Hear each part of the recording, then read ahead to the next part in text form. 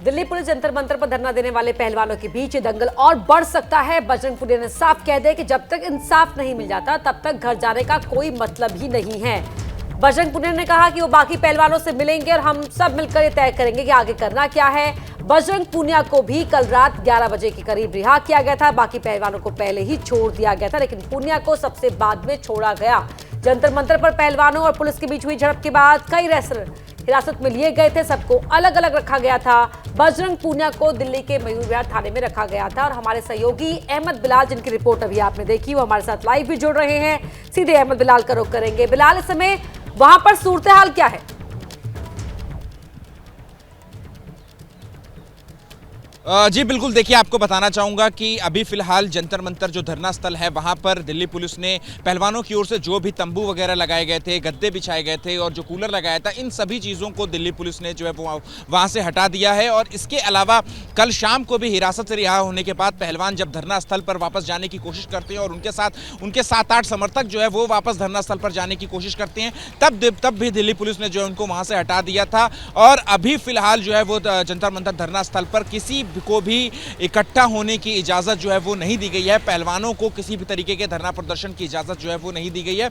जंतर मंतर धरना स्थल तक जाने वाले सभी रास्ते, चाहे वो जेडीयू ऑफिस की तरफ से जाने वाला रास्ता हो या फिर हम आपको तस्वीरें दिखा रहे हैं टॉलस्टॉय मार्ग की, जहां से आप जंतर मंतर धरना स्थल पर जा सकते हैं, वहां पर भी जो है पूरी तरीके से तैनाती यहाँ पर देखने को मिल रही है और बैरिकेड्स लगाकर पाबंदी है, अंदर आप नहीं जा सकते हैं। हालांकि बजरंग पुनिया ने कहा है कि उनका ये जो आंदोलन है वो खत्म नहीं हुआ है। आप हमारे साथ बने रहिए अहमद बिलाल।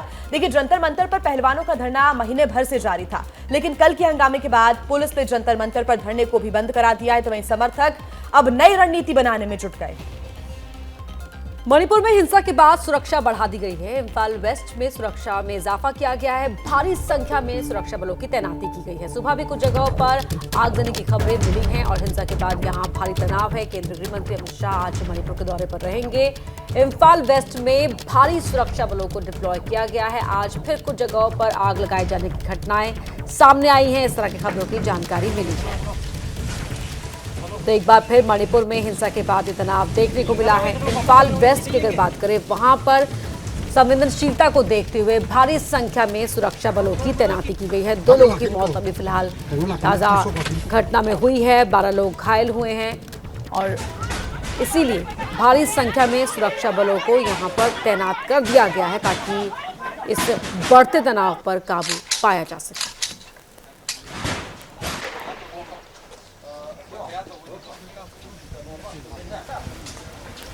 तो आपको बता दें कि chief of the army staff भी आज मणिपुर के दौरे पर रहेंगे और साथ ही 27 और 28 का उनका दौरा था। तस्वीरें आपके टीवी स्क्रीन पर हैं। भारी संख्या में सुरक्षा बल को तैनात किया गया है। एक बार फिर यहां पर आग लगने की खबर सामने आई है। काफ़ी वक्त तक यहाँ पर शांतिपूर्ण व्यवस्था बनाए रखने के बाद एक बार फिर यहाँ पर माहौल तनावग्रस्त हुआ है। इसलिए आज केंद्रीय गृह मंत्री अमित शाह एक बार फिर मणिपुर दौरे पर जा रहे हैं।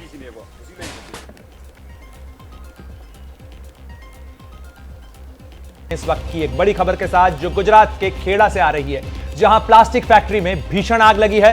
दमकल की 8 गाड़ियां आग बुझाने के लिए लगाई गई हैं। आग इतनी भीषण है कि उसे बुझाने के लिए आसपास के जिलों से भी दमकल की गाड़ियां बुलाई गई हैं। तो इस वक्त की बड़ी खबर आपको बता दें जो गुजरात के खेड़ा से है, जहां प्लास्टिक फैक्ट्री में भीषण आग लगी है, जिसके लिए 8 दमकल गाड़ियां मौके पर पहुंचाई गई हैं। आग की तस्वीर आप देख सकते हैं।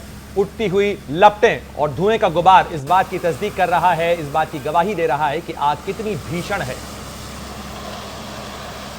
तो गुजरात के खेड़ा से आग के हाहाकार की ये तस्वीरें, प्लास्टिक फैक्ट्री में लगी भीषण आग की ये तस्वीरें हैं और आसपास धुएं का काला गुबार जो है वो दम घोटू माहौल बना रहा है। 8 गाड़ियां जो हैं वो दमकल की वो मौके पर तैनात की गई हैं आग को बुझाने के लिए। साथ ही आसपास के जिलों से भी दमकल गाड़ियों को बुलाया गया है, फायर ब्रिगेड के कर्मियों को बुलाया गया। और इस खबर पर ज्यादा जानकारी के लिए सीधे रुख करते हैं एबीपी न्यूज संवाददाता जल्पेश पटेल हमारे साथ जुड़ गए हैं। जल्पेश, क्या कुछ जानकारी मिल पा रही है इस फैक्ट्री के अंदर कोई लोग तो नहीं फंसे थे? कब से ये आग लगी?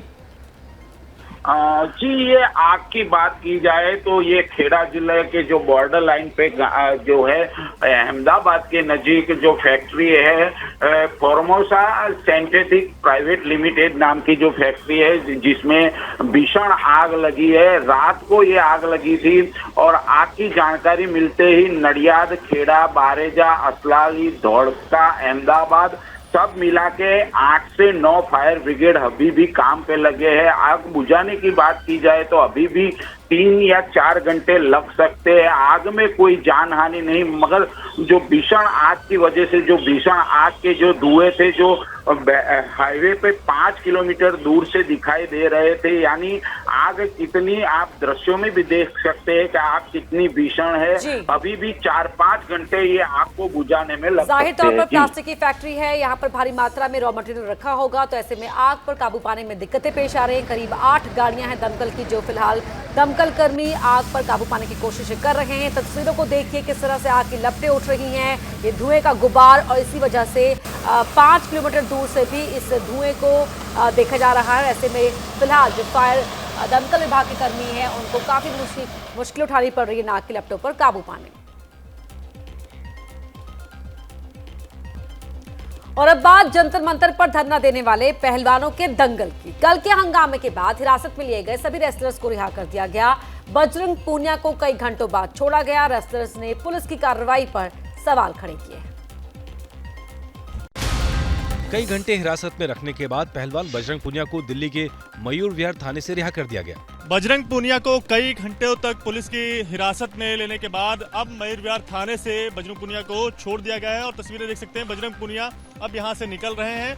तकरीबन 10 घंटे तक पुलिस की हिरासत में बजरंग पूनिया यहां पर थे।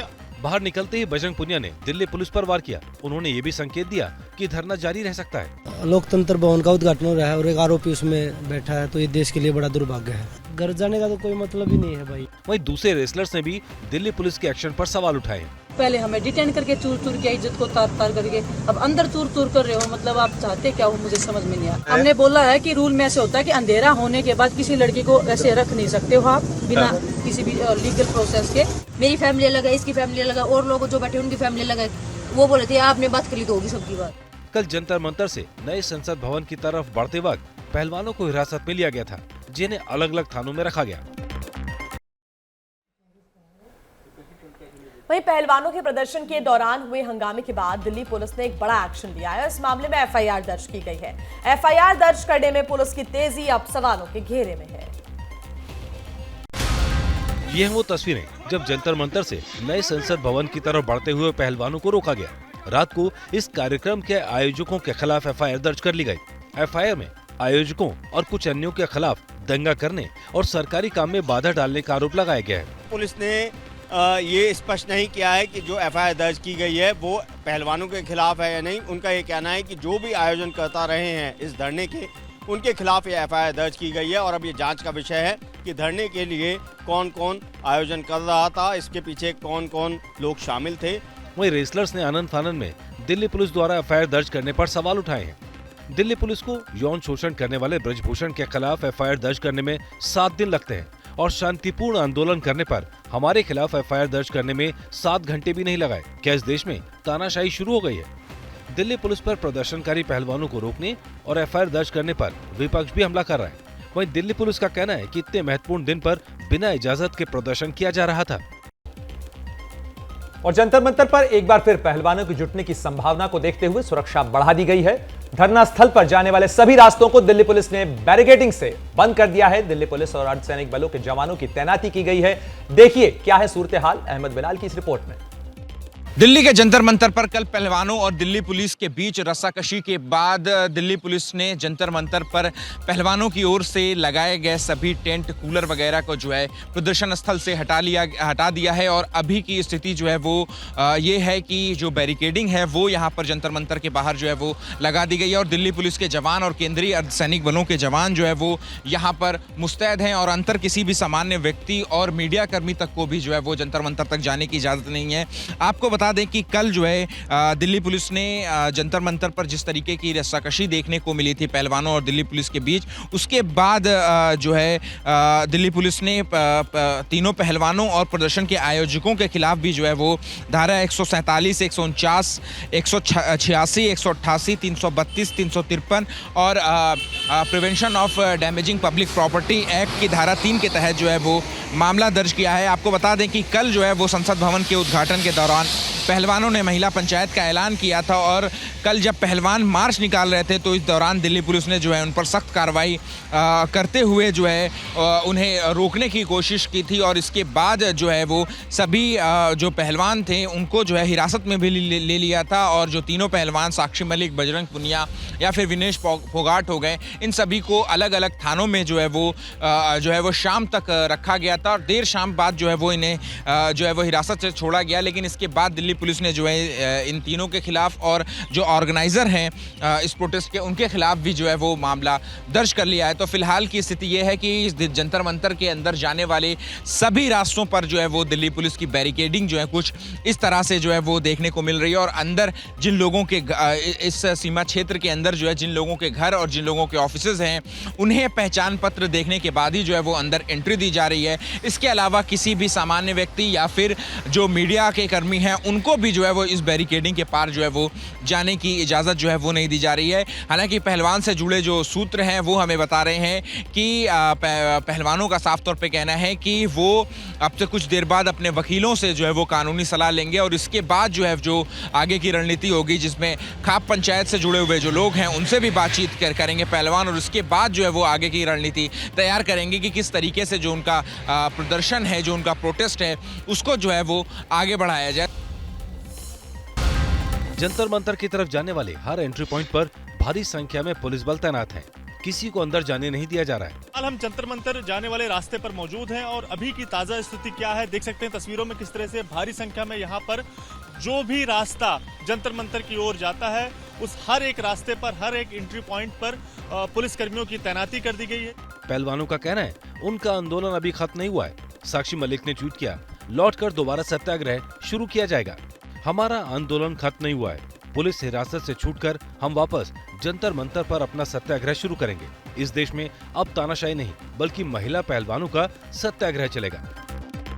लेकिन साक्षी मलिक कुछ कहें, लेकिन जंतर मंतर से धरने से जुड़ा सामान हटा दिया गया है। यहाँ पर जो भी टेंट थे, जो भी उनके सामान थे, उन्हें भी यहाँ से हटा दिया गया है। तो अब ऐसी संभावना बहुत ही कम है कि पहलवान दोबारा यहाँ पर पहुंचकर अपना प्रदर्शन शुरू करें। वहीं किसान नेता राकेश टिकैत ने गाजीपुर बॉर्डर पर दिया जा रहा धरना खत्म कर दिया है।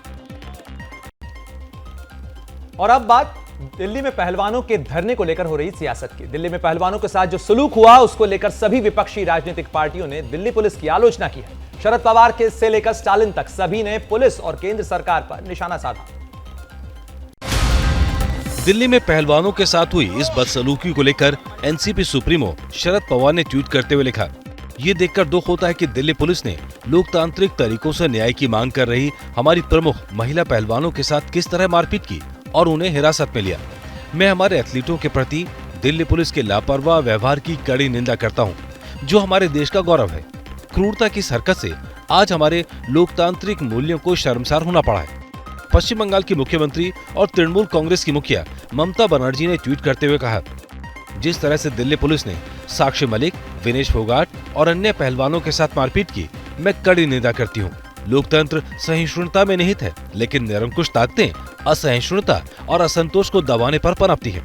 कांग्रेस महासचिव प्रियंका गांधी ने भी इस मुद्दे पर ट्वीट किया। उन्होंने लिखा, बीजेपी सरकार का अहंकार इतना बढ़ गया है कि सरकार हमारी महिला खिलाड़ियों की आवाजों को निर्ममता के साथ बूटों तले रौंद रही है। ये एकदम गलत है। पूरा देश सरकार के अहंकार और इस अन्याय को देख रहा है। आगे बढ़ते हैं और बात करते हैं मणिपुर के हालात की, जहां एक बार फिर हिंसा भड़क गई है। कुल उग्रवादियों और सुरक्षा बलों के बीच झड़प की अलग अलग घटनाओं में 2 लोगों की मौत हो गई और 12 अन्य लोग घायल हो गए। केंद्रीय गृह मंत्री अमित शाह आज मणिपुर के दौरे पर हैं। मणिपुर के इम्फाल पश्चिम जिले के फयंग में संदिग्ध कुकी उग्रवादियों की गोलीबारी में एक व्यक्ति की मौत हो गई और एक अन्य व्यक्ति घायल हो गया। इसके अलावा सुगनू में हुई गोलीबारी में एक पुलिसकर्मी की मौत हो गई। सुगनू में 6 और सैरो में 4 अन्य लोग घायल हो गए। अधिकारियों ने बताया कि ताज़ा संघर्ष तब शुरू हुआ जब सेना ने शांति कायम करने के लिए समुदायों को हथियार से मुक्त करने को लेकर तलाशी अभियान शुरू किया।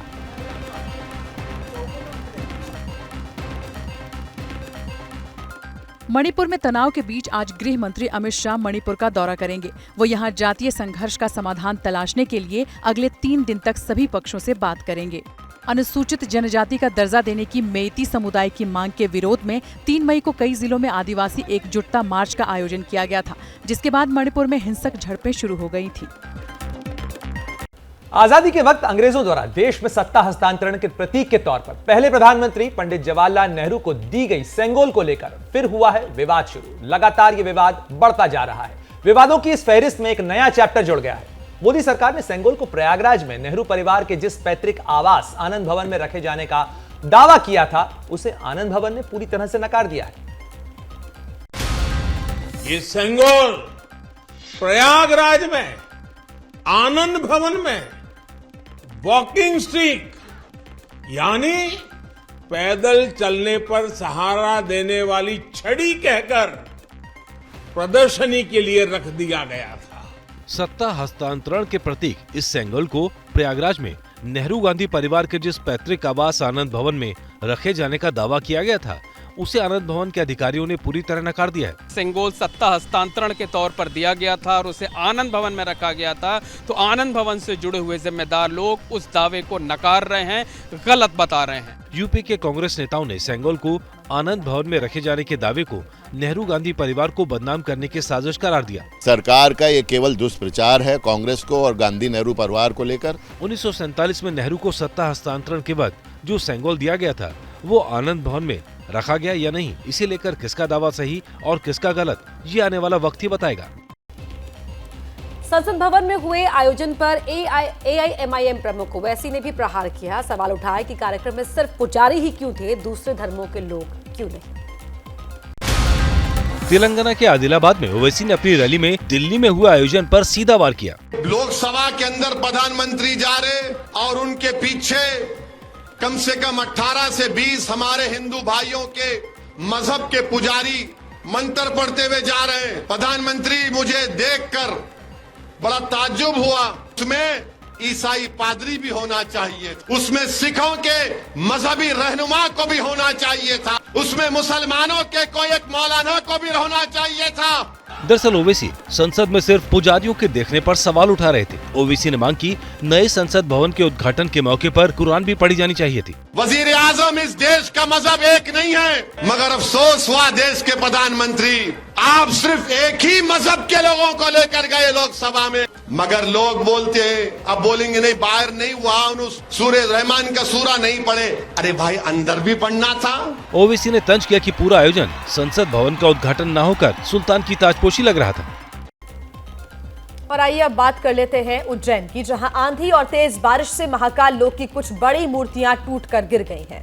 कांग्रेस का कहना है कि घटिया निर्माण की वजह से ऐसा हुआ है। प्रशासन ने भरोसा दिलाया है कि जल्द ही पत्थर की मूर्तियां बनाने का काम शुरू होगा। उज्जैन में कल दोपहर आंधी और तूफान के साथ तेज बारिश होने के बाद शहर का क्या हाल है, वो ये तस्वीरें बता रही हैं। इस घटना से महाकाल लोक की आधा दर्जन प्रतिमाएं क्षतिग्रस्त हो गई। जैसे ही घटना की जानकारी प्रशासनिक और पुलिस अमले को मिली, वो महाकाल लोक पहुंचे और आम श्रद्धालुओं की एंट्री बंद करवा दी। 400 करोड़ रुपए से ज्यादा की लागत से बने इस महाकाल लोक का उद्घाटन पिछले साल खुद प्रधानमंत्री नरेंद्र मोदी ने किया था। पूर्व सीएम और कांग्रेस नेता कमलनाथ ने शिवराज सरकार पर भ्रष्टाचार का आरोप लगाते हुए ट्वीट किया, मैं मुख्यमंत्री से मांग करता हूं कि महाकाल लोक में जो प्रतिमाएं गिरी हैं, वहां नई प्रतिमाएं तुरंत स्थापित की जाएं और घटिया निर्माण करने वालों को जांच कर दंडित किया जाए। करोड़ों रुपए का भ्रष्टाचार हुआ है। अभी महाकाल लोक को बने 1 साल हुआ है। 1 साल के अंदर 850 करोड़ रुपए महाकाल लोक के नाम से यहाँ पर लगाए गए हैं। अभी आप मूर्ति देखेंगे तो मूर्ति की कीमत 30,000 रुपए भी नहीं है। इसकी न्यायिक जांच होना चाहिए, इसकी एक कमेटी बनाना चाहिए, CBI या फिर सुप्रीम कोर्ट के किसी जज से इसकी जांच कराई जाना चाहिए। आंधी और तूफान की वजह से उज्जैन शहर में भी कई स्थानों पर पेड़ और बिजली के खंभे गिरने की घटना हुई है।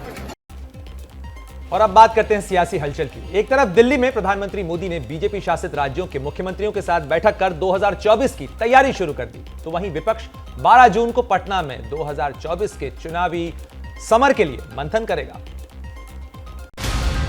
नीतीश की कोशिशें रंग ला रही हैं। 2024 की तैयारी में पटना में ही विपक्षी दल एक साथ बैठेंगे और रणनीति पर काम करेंगे। इसमें Congress, TMC, RJD, JDU, DMK, NCP के साथ दूसरी विपक्षी पार्टियां भी शामिल हो सकती हैं। 12 तारीख को डेट निर्धारित की गई है और नीतीश कुमार जी उसका नेतृत्व करेंगे। बिहार के अंदर विपक्षी दल की एक मजबूत बैठक होगी, जिससे पूरे देश में एक संदेश जाएगा और बिहार से ही देश का परिवर्तन की शुरुआत होगी। हालांकि बैठक के नाम से ही जेडीयू में खुशी का माहौल है। नीतीश पार्टी दफ्तर पहुंचे तो उनके पीएम बनने के नारे शुरू हो गए। देश का पीएम कैसा हो, देश का पीएम कैसा हो, नीतीश कुमार कैसा हो, पीएम कैसा हो,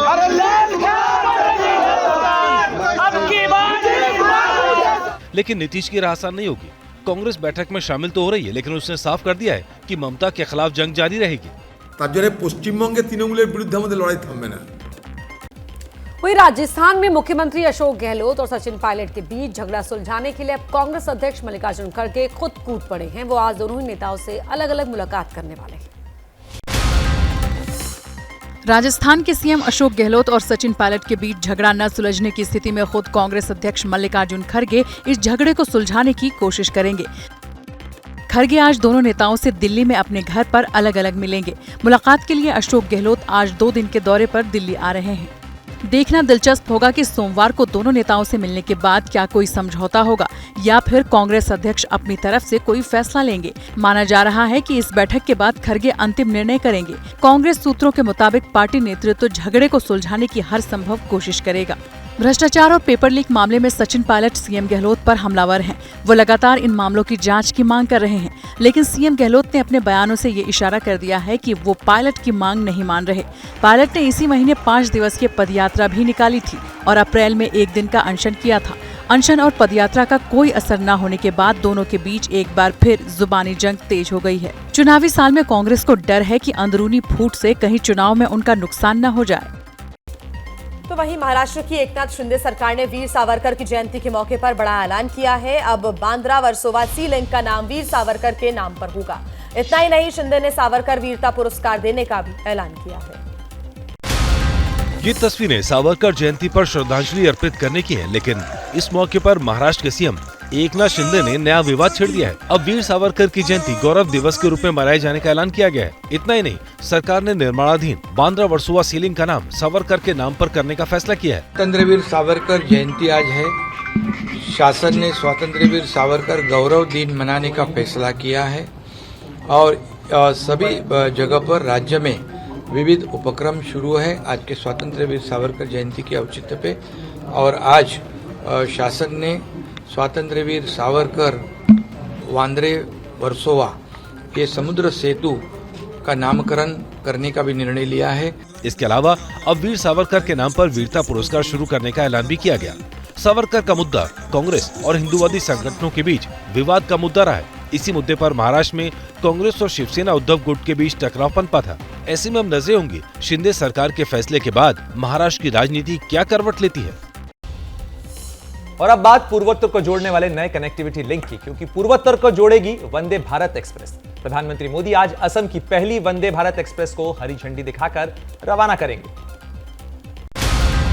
असम के गुवाहाटी को बंगाल के न्यू जलपाईगुड़ी से जोड़ने वाली वंदे भारत एक्सप्रेस के उद्घाटन की पूरी तैयारी कर ली गई है। वंदे भारत 5 घंटे 30 मिनट में इस यात्रा को पूरी करेगी, जबकि वर्तमान में सबसे तेज ट्रेन इसी यात्रा को पूरा करने में 6 घंटे 30 मिनट का समय लेती है। असम की पहली वंदे भारत एक्सप्रेस ट्रेन को पीएम मोदी दोपहर 12 बजे वीडियो कॉन्फ्रेंसिंग के जरिए झंडी दिखाकर रवाना करेंगे। उद्घाटन से पहले रेल मंत्री अश्विनी वैष्णव ने खुद सारी तैयारियों का जायजा लिया।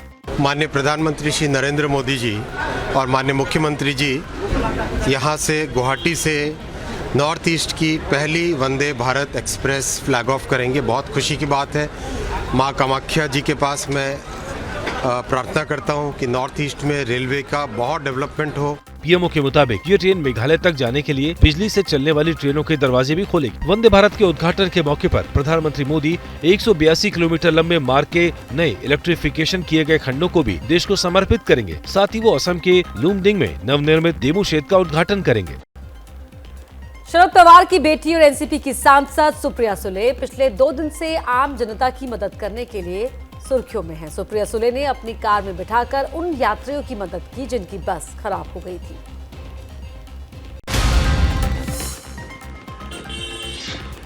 महाराष्ट्र के स्वारगेट से सांगली की तरफ जाने वाली शिवशाही बस पुणे के कात्रज घाट पर खराब हो गई थी। उस वक्त सांसद सुप्रिया सुले पुणे से भोर की तरफ जा रही थी। तभी यात्रियों को धूप में खड़ा देख सुप्रिया सुले ने कार रोक दी, जिसके बाद सुप्रिया सुले ने कुछ यात्रियों को अपनी कार में बिठाया और कुछ को राज्य परिवहन की बस में बिठाया। इन यात्रियों के लिए टोल नाके पर शौचालय, पानी और नाश्ते की व्यवस्था की गई। सुप्रिया सुले ने स्वारगेट डिपो को फोन कर सांगली के लिए एक और शिवशाही वैकल्पिक बस भेजने का सुझाव दिया, जिसके बाद ये यात्री जल्द ही सांगली और मिराज के लिए रवाना हो गए।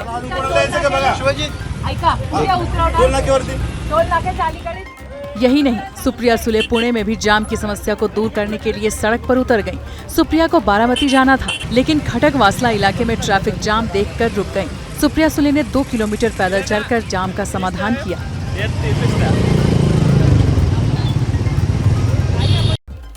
मुंबई में फिर सामने आया है लव जिहाद का केस। आरोप है कि यूपी के आजमगढ़ से 13 साल की नाबालिग लड़की मुंबई से उसको आजमगढ़ लेके आया गया और फिर मुंबई में बीजेपी नेता ने अब इस पूरे मामले का वीडियो भी जारी किया है। यह है वो वीडियो जिसे बीजेपी नेता किरीट सोमैया ने जारी किया। आरोप है सैफ शाहरुख सलमानी नाम का युवक नाबालिग लड़की को फुसलाकर मुंबई से आजमगढ़ ले गया। इस केस को भी केरला जैसी स्टोरी बताया गया। पूरा परिवार इसमें इन्वॉल्व है, तो ये तो एक मुंबई की द केरला स्टोरी है। आरोप है कि इसके बाद लड़की के परिवार को प्रताड़ित भी किया गया। परिवार का आरोप है नाबालिग लड़की पर जबरन शादी का दबाव बनाया जा रहा था। मुझे बच्ची भांडुप में थी उसकी नानी के घर पे। वो सेफ का बच्ची को फोन आया कि तेरे माँ बाप से बात कर लिया है, थोड़ा 1-2 दिन हम लोग हमारे गांव में जाके ऐसा घूम के आते हैं, ऐसा फंसाया गया उसको। लड़की जब मेरे को फोन कर रही थी, रुक जा मैं पापा से पूछती हूँ, तो लड़के ने उसके हाथ से मोबाइल छीन के उसका मोबाइल फेंक दिया गया। जब उनको पता चला कि हमने कंप्लेंट की तो उनके घर वालों ने प्रेशराइज किया मेरी बेटी को कि अपनी मम्मी को फोन कर, घर पे फोन करो और बताओ कि हमने यहाँ पे शादी कर ली है। और बाद में बोला कि जो भी आपने कंप्लेंट की है वो आप वापस कर लो। जम्मू कश्मीर में ज्येष्ठ अष्टमी पर खीर भवानी का मेला हर्षोल्लास से मनाया गया। इस दौरान कश्मीरी पंडितों ने मां के दरबार में विशेष पूजा अर्चना की, घाटी में शांति के लिए प्रार्थना भी की।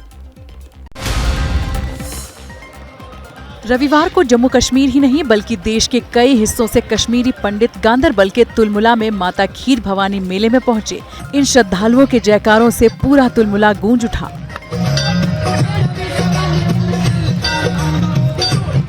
हजारों की संख्या में पहुंचे श्रद्धालुओं ने धार्मिक परंपरा और अनुष्ठान से माहौल को भक्ति में बना दिया। खीर भवानी मेला कश्मीरी पंडितों के सबसे बड़े पर्वों में शामिल है।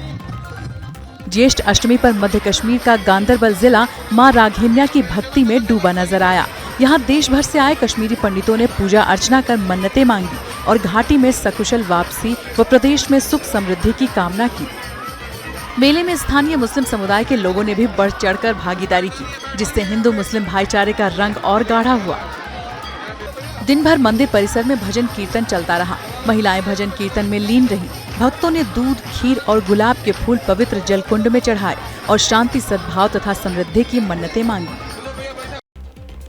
वहीं पीओके के गिलगित बाल्टिस्तान में बर्फ खिसकने से बड़ा हादसा हुआ है। इस घटना में अब तक 11 लोगों की मौत हो गई, कई लोग लापता बताए जा रहे हैं।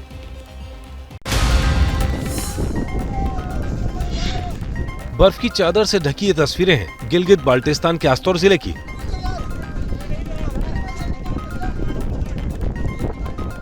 जहां बर्फ खिसकने से बड़ा हादसा हुआ है। घटना में अब तक 11 लोगों के मारे जाने की खबर है, जिनमें 3 महिलाएं भी शामिल हैं। पाकिस्तानी मीडिया के मुताबिक गुर्जर परिवार के 25 लोग अपने मवेशियों को लेकर पीओके से अस्तौर जा रहे थे, तभी वो हिमस्खलन की चपेट में आ गए। लोगों को ढूंढ रहे हैं, हमारे 30 से 40 बंदे ऊपर पड़े हैं, लेकिन ऊपर अभी इस वक्त बर्फ भी आ रहा है जी, तो लोगों को बड़ा मुश्किल का सामना करना पड़ता है जी।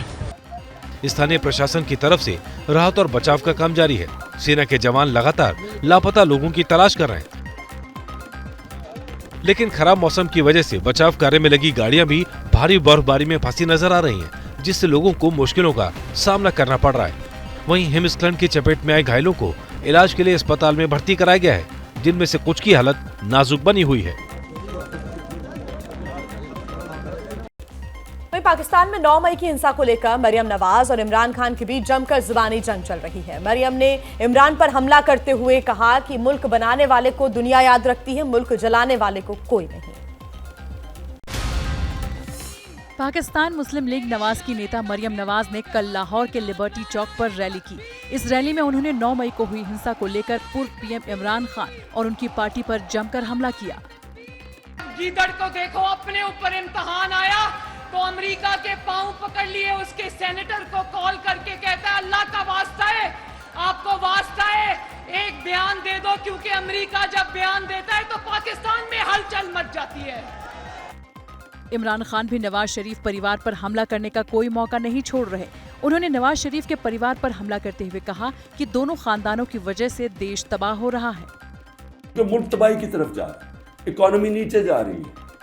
इस वक्त पाकिस्तान रहने के काबिल नहीं है आम लोगों के लिए, तनख्वाहदार तबके के लिए। इमरान खान ने सुलह करने के लिए सरकार को प्रस्ताव भेजा था, लेकिन शाहबाज सरकार ने इसे खारिज कर दिया है।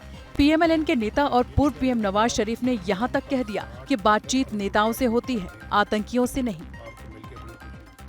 वहीं कल का दिन खेल प्रेमियों के लिए सस्पेंस का रहा। वो देखने तो पहुंचे थे चेन्नई बनाम गुजरात का मुकाबला, लेकिन उन्हें देखने को मिला मौसम बनाम खेल का मैच। बारिश की वजह से कल खेल नहीं हो पाया।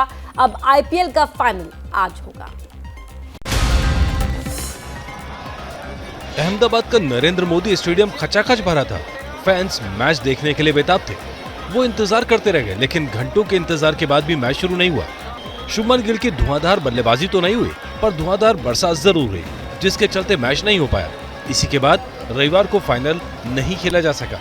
इतनी बारिश थी कि रविवार को टॉस भी नहीं हो पाया। देर रात 11 बजे बारिश रुकी। इसी के बाद सस्पेंस था, क्या कम ओवरों का मैच खेला जाएगा। लेकिन अगर 12 बजे के बाद मैच होता तो सिर्फ 5-5 ओवरों का मैच होता। इसीलिए कप्तानों से बात कर मैच को टाल दिया गया। अब ये रिजर्व डे यानी आज शाम 7:30 बजे खेला जाएगा। आईपीएल ने अपने ट्विटर हैंडल से जानकारी दी, आईपीएल के फाइनल को 29 मई शाम 7:30 बजे तक के लिए टाल दिया गया है। अहमदाबाद के नरेंद्र मोदी स्टेडियम में रिजर्व डे पर मैच खेला जाएगा। आज के फिजिकल टिकट कल मान्य होंगे। हम आपसे टिकट को सुरक्षित रखने का अनुरोध करते हैं। यानी आपके पास अगर फाइनल की टिकट है तो वो टिकट कल भी मान्य रहेगी।